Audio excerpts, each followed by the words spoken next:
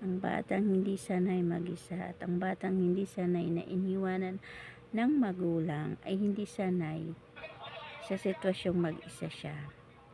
So, hindi mo siya pwedeng ikumpara sa pagiging matatag mo dahil ika nga hiwalay ka sa magulang, ika nga lumaki ka sa magulang. So, don't compare yourself to my kids. So, that's I will tell you the clarification for about the situation for you to know that magkaiba kayong dalawa.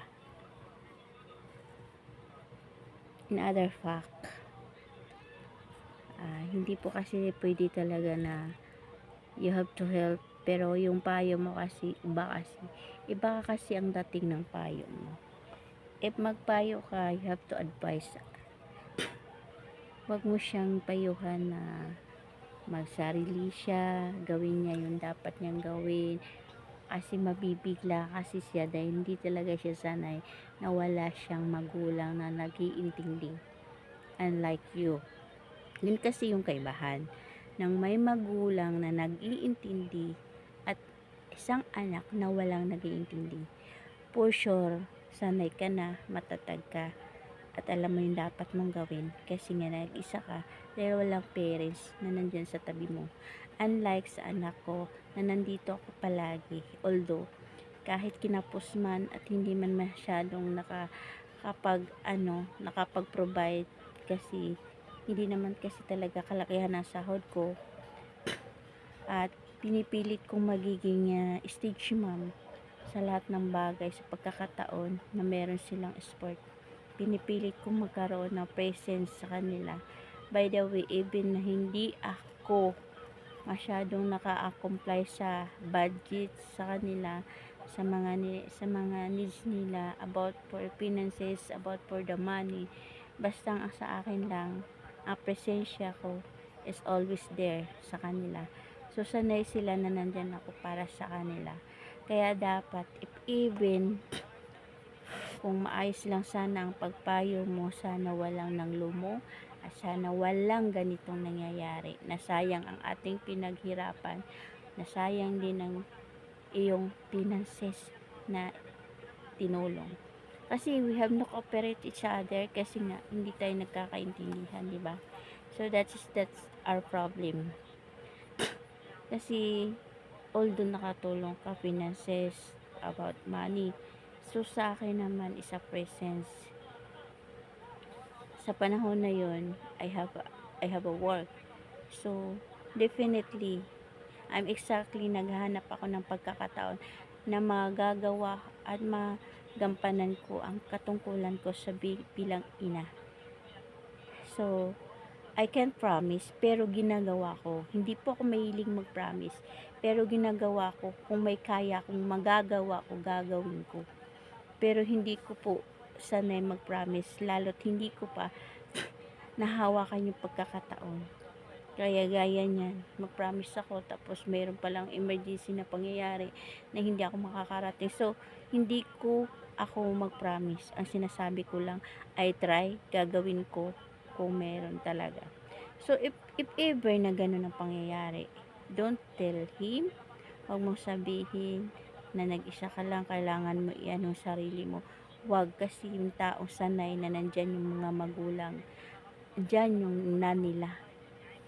Manlulumo yan, manghihina yan, mawawala niya ng inspirasyon, maano yan, madi-discourage yan. Dapat pa lang, nung umpisa, dapat sinabi mo na hindi makarating si mama mo dahil busy, ganito. Huwag mong sabihin, walang pakialam ng nanay mo, walang ganito, ganyan, ganyan, ganito. Kahit sino, huwag mong ikumpara ang sarili mo sa anak ko kasi magkaiba kayo. Ikaw malakas, ikaw matatag kasi nahiwalay ka sa magulang mo. Lumaki kang wala sa piling ng magulang mo. So, wag mong ikumpara yung sarili mo sa anak ko. Yun lang naman ang problema natin misunderstanding. Ikaw nagsayang kasi hindi na-comply ng anak ko. Ako, alam mo kung nagkaintindihan lang sana tayo, pwede naman sana tayo mag-cooperate about sa anak ko Kaso lang, nagkaroon tayo ng misunderstanding kasi ipinoporsige mo ako, pinipursi mo ako sa isang bagay na nahihirapan ako. Bagkus ng mga panahon na yon, naalaman mo, 'di ba? Yung panahon na yun, nakasalukuyan po ako naghuhulog sa laptop. Buti na lang naawa sa akin at nagkaroon ng ng award, reward. Nagka-reward ako sa paghihirap ko. Mga panahon na kasalukuyan na yun, wala akong cash. Kaya sabi ko, kung may maitulong ka, itulong mo. Huwag kang maraming satsat, huwag kang maraming salita, huwag kang kung ano sasabihin mo. Kasi kung tutulong ka. Kung may problema ka, dapat kasi mayroon tayong understanding ba na maayos. Kasi nahihirapan kasi ipipilit yung isang bagay na hindi mo maintindihan yung sitwasyon ko doon sa loob ng trabaho ko. Yun lang din ang kasi problema natin. Yun lang din ang problema mo kasi nagka-problema ka sa anak ko, tapos ipinilit mo ipasok sa utak niya yung pagiging independent niya, nakaging kagaya mo na hindi naman talaga kaya dahil sanay siya na nandyan ako palagi sa tabi niya.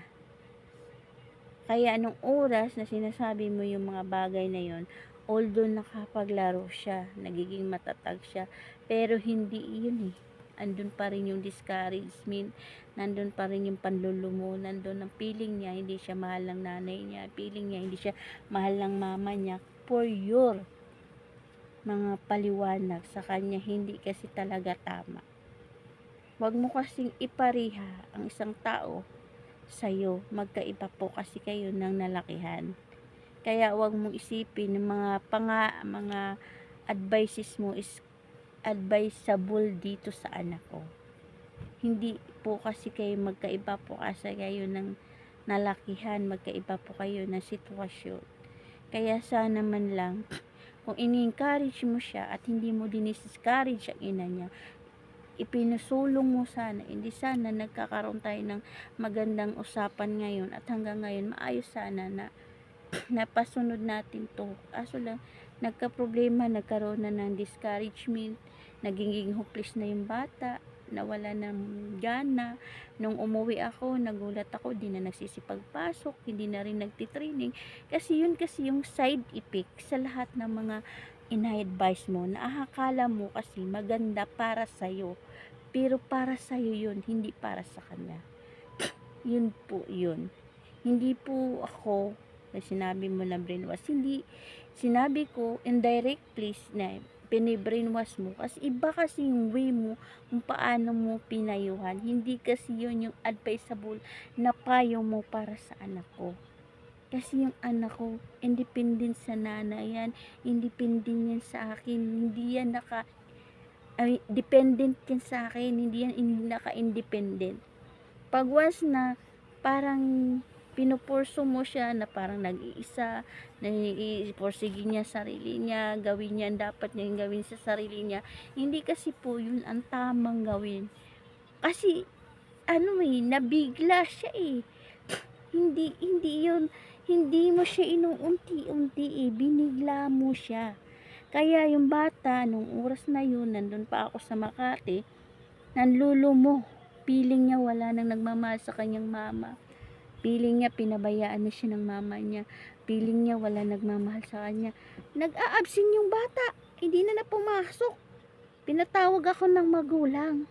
Kasi puro absent, hindi na nga nag-training, hindi na nga nagpapapasok sa eskwelahan. So sa palagay mo, yung advice mo tama? Sa palagay mo? Although tama sa palagay mo sa sarili mo. Kasi sanay ka na walang magulang. Sanay ka na walang nanay sa tabi mo. Pero wag mo naman ipareha yung anak ko. Kasi yung mga payo mo, panlulo mo eh. Yung mga payo mo, pang-hopeless eh. Although hindi mo ko inaano talaga na, sabi mo nga, hindi binibrainwash. Hindi ba brainwash ang tawag doon? Na magporsige ka sa sarili mo dahil walang ina na nag-ano sa'yo. Hindi kasi ganun yun. Dapat kung mayroon man akong kakulangan, dapat iano mo pa rin na si mama mo busy, ganito, ganyan. Totoo naman eh. Naging busy ako para i-provide ko lang yung laptop ng anak ko. Kasi wala namang makakatulong sa akin iba. Wala namang